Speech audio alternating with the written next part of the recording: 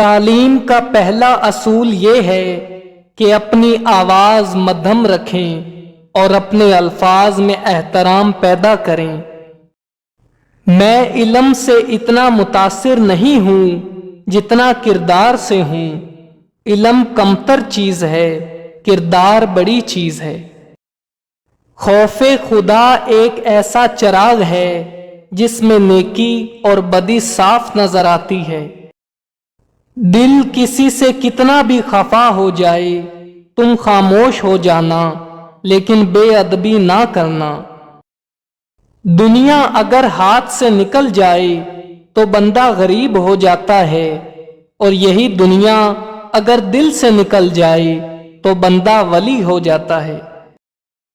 کتنا خوبصورت احساس ہے جب ہم اللہ سے کوئی بات کرتے ہیں تو وہ سب کچھ جانتے ہوئے بھی ہماری بات سننا چاہتا ہے۔ دعاؤں کے دائرے سے باہر نہ نکلا کریں۔ اگر اپنے لیے دعا نہیں کر رہے اور آپ پر بڑی مہربانیاں ہیں تو دوسروں کے لیے دعا کرتے رہا کریں۔ پھل نہ درخت کے ڈالے کو لگتا ہے نہ اس کے مضبوط تنے کو، پھل لرزتی ہوئی عاجز سی شاخ پر لگتا ہے۔ توبہ کے لیے گناہ کرنا ضروری نہیں، توبہ تو بذات خود ایک عبادت ہے، جتنی کی جائے اتنا ہی نکھار پیدا ہوتا ہے۔ مشکل دستک دے تو خوف زدہ نہ ہوں، آگے بڑھ کر دروازہ کھول دیں، کیونکہ کامیابی ہمیشہ مشکل کا بھیس بدل کر آتی ہے۔ اپنی انا کو کسی شخص کے سامنے ختم کرنے کا نام عشق مجازی ہے، اپنی انا کو سارے زمانے کے سامنے ختم کرنے کا نام عشق حقیقی ہے۔ تعلقات جلد ٹوٹنے کی وجہ یہ ہے کہ ہم ایک دوسرے کو سمجھتے کم اور پرکھتے زیادہ ہیں۔ ہم زندہ بندے کو روٹی تو نہیں دیتے مگر مرے ہوئے کے نام پر دیگے دیتے ہیں۔ جھگڑے اس لیے بھی ختم نہیں ہوتے کیونکہ ہم جھگڑوں کو جھگڑوں سے ختم کرنے کی کوشش کرتے ہیں۔ تنہائی کا زہر بہت جان لیوا ہوتا ہے، عام انسان یہ زہر نہیں سہ سکتا، اور جو یہ زہر سہ جائے وہ انسان عام نہیں ہوتا۔ جو عقل سلیم رکھتا ہے وہ خلوت اختیار کرتا ہے، کیونکہ تنہائی میں قلب کی صفائی ہوتی ہے۔ فضیلتیں اللہ کی طرف سے ملتی ہیں، پھر اسی کی جانب سے تبدیلیاں ہو جاتی ہیں، اسی لیے اس کے فضل پر جان و دل سے سجدہ بجا لاؤ۔ کسی بھی چیز سے پریشان ہونے کی ضرورت نہیں ہے، اے میرے دل، نہ تو یہ درد ہمیشہ رہنے والا ہے اور نہ ہی یہ زندگی۔